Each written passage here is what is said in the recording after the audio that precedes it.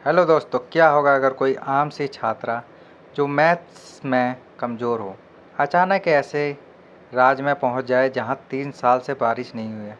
आज की इस अनोखी कहानी में मिलिए डेनबी से, जो साइंस और मैथ्स के दम पर बदल देगी एक पूरी सभ्यता का भविष्य।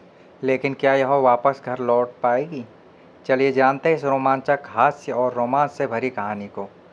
कहानी की शुरुआत डेनबी नाम की एक परेशान लड़की से होती है, जो मन ही मन दुआ कर रही थी कि वह कहीं गायब हो जाए। तभी उसकी नज़र बारिश के पानी से भरे एक गड्ढे पर पड़ती है। उसमें झांकने पर उसे कुछ लोग अजीब कपड़ों में दिखते हैं, जो बारिश के लिए प्रार्थना कर रहे हैं। वे बताते हैं कि पिछले 3 सालों से सूखा पड़ा है। डेनबी उस गड्ढे में छलांग लगा लेती है और सीधा उसी जगह पहुंच जाती है। वहाँ के लोग और राजा उसकी हरकतें देखकर डर जाते हैं और उसे चुड़ैल समझने लगते हैं। डेनबी समझती है कि वह 12वीं की छात्रा है, लेकिन उसके बोलने के तरीके से लोग और डर जाते हैं। जब सिपाही असली तस्वीरें दिखाते हैं तो वह बात बनाने में माहिर है। झूठ बोलकर कहती है कि वह बारिश लाने आई है। लोग झूठा मंत्र दोहराते हैं और डेनबी वहाँ से भाग निकलती है। वह अपने कपड़े बदलकर वहाँ की भीड़ में शामिल हो जाती है। राजा लोगों को समझाता है कि विज्ञान और गणित पर काम करना जरूरी है, लेकिन एक पुजारी का कहना है कि राजा भगवान से नाराज़ है और बारिश के लिए एक खास रस्म करनी होगी।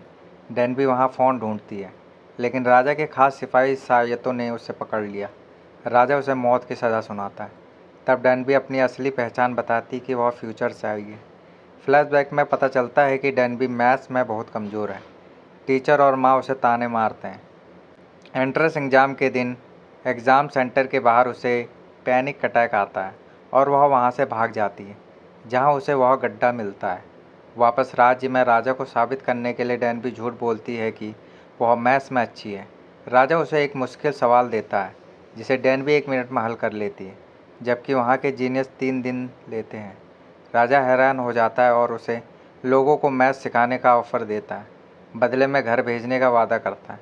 डेनबी को लड़का बनकर रहना पड़ता है, क्योंकि उस ज़माने में लड़कियां टीचर नहीं बनती हैं। डेनबी राजा को बेसिक गणित सिखाती है, लेकिन राजा धीरे सीखता है। एक बार गुस्से में डेनबी उसके माथे पर थप्पड़ मार देती है, लेकिन राजा उसे माफ़ कर देता है। एक दिन वे दोस्त बन जाते हैं। राजा को डेनबी के द्वारा बनाए गए इंस्टेंट नूडल्स पसंद आते हैं, लेकिन उसका पेट खराब हो जाता है।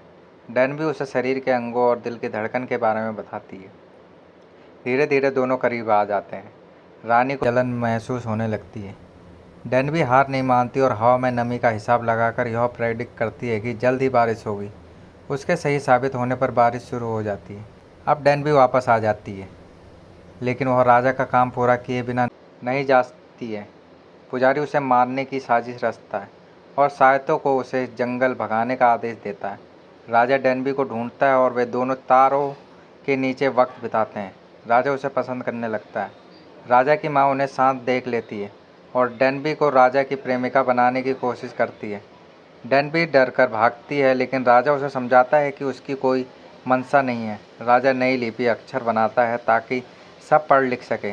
वह डेनबी के बालों में शाही पिन लगाकर उससे शादी का प्रस्ताव रखता है, लेकिन डेनबी अपनी माँ की चिंता में मना कर देती है।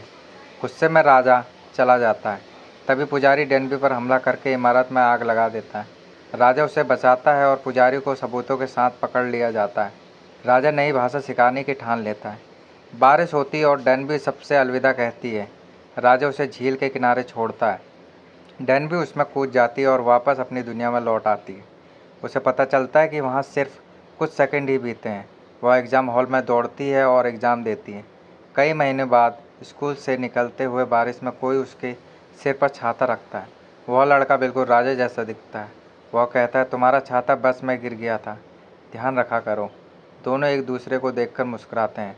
यहीं पर कहानी एक खूबसूरत मोड़ पर आकर समाप्त हो जाती है। तो दोस्तों, डेनबी की यह कहानी हमें सिखाती है कि असफलता और डर हमें परिभाषित नहीं करते। कभी कभी साहस करके आगे बढ़ना ही ज़िंदगी बदल देता है। क्या आपको यह कहानी पसंद आई? लाइक, शेयर और सब्सक्राइब करना मत भूलना। अगली कहानी में मिलेंगे, तब तक के लिए धन्यवाद और खुश रहें।